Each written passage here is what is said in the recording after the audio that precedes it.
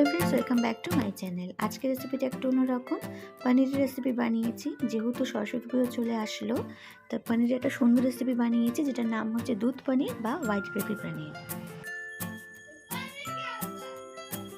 তো এটা বানানোর জন্য ফার্স্টে আমি টমেটো নিয়ে নিয়েছি। টমেটোটাকে কেটে আর 1 ইঞ্চি আদা এবং 4টে কাঁচা লঙ্কা একটা সুন্দর ভালো পেস্ট কিন্তু বানিয়ে নিয়েছি। এবার পনিরটাকে আমি কাট করে নিয়েছি। মিডিয়াম যে যেরকম সাইজ পছন্দ করবেন সেরকমভাবেই কাট করবেন। তো কড়াইতে আমি সরষের তেলই ব্যবহার করছি। এখানে 3 টেবিল স্পুন সরষের তেল দিয়েছি। তার মধ্যে পনিরগুলোকে দিয়ে একটু ভেজে নিচ্ছি। তো পনিরগুলো কিন্তু লবণ মাখিয়ে অল্প রেখেছিলাম। হালকা, খুব বেশি কিন্তু পনির ভাজার দরকার নেই। জাস্ট হালকা হালকা ভাজা ভাজা হবে যখন, কালারটা দেখুন দেখাচ্ছি, যেরকম জাস্ট হালকা লাল লাল মতন হবে, তাহলেই কিন্তু পনিরটা ভাজা কমপ্লিট। এবার এটা ভাজা হয়ে গেছে, আমি এটা আলাদা একটা পাত্রে রেখে দেব। ওই কড়াইতে আমি আরও 2 টেবিল স্পুন তেল দিয়েছি, সরষের তেল। তার মধ্যে জিরে ফোড়ন দিয়েছি, চাইলে আপনারা তেজপাতাও দিতে পারেন। তো আমি এর মধ্যে হচ্ছে বেটে রাখা মশলাটা আমি দিয়ে দিচ্ছি, দিয়ে একটু ভালো করে ভেজে নিতে হবে।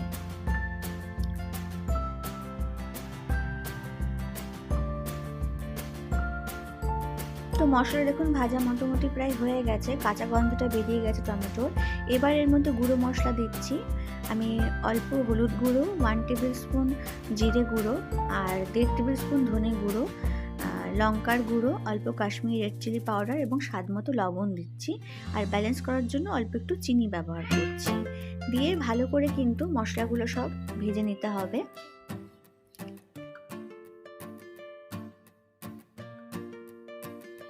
তো দেখুন ভালো করে মশলাটা ভাজা হয়ে গেছে এবং তেলটাও খুব সুন্দর কিন্তু বেরিয়ে আসছে। এবার আমি এর মধ্যে অ্যাড করে দিচ্ছি মটরশুঁটি। আমি কিন্তু এখানে কাঁচা মটরশুঁটিটাই দিচ্ছি, কারণ মশলার সাথে সাথে ভাজা হবে এবং যখন পনির আর জল পড়বে তখনও কিন্তু সিদ্ধ হয়ে যাবে। চাইলে আপনার ফ্রোজেনটাও ব্যবহার করতে পারেন। এবার মটরশুঁটি দিয়ে কিছুক্ষণ ভাজার পরে তারপরে আমি অ্যাড করে দিচ্ছি লবণ দিয়ে ভেজে রাখা পনিরটা। ভালো করে কিন্তু মশলার সাথে পনির মটরশুঁটি সব মিশে গেছে। এবার হচ্ছে এর মধ্যে আমি 2 কাপ দুধ অ্যাড করে দিচ্ছি আর 1/2 কাপ জল।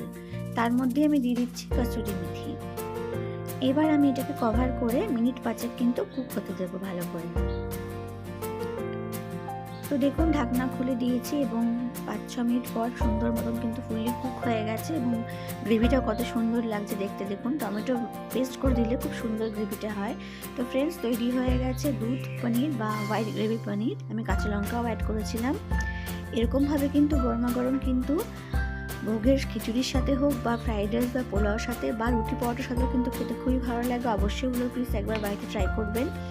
যদি ভালো লাগে থাকে রেসিপিটা, তো প্লিজ কমেন্ট করে জানাবেন, লাইক শেয়ার করবেন, and please support my channel. Video দেখার জন্য সকলকে অনেক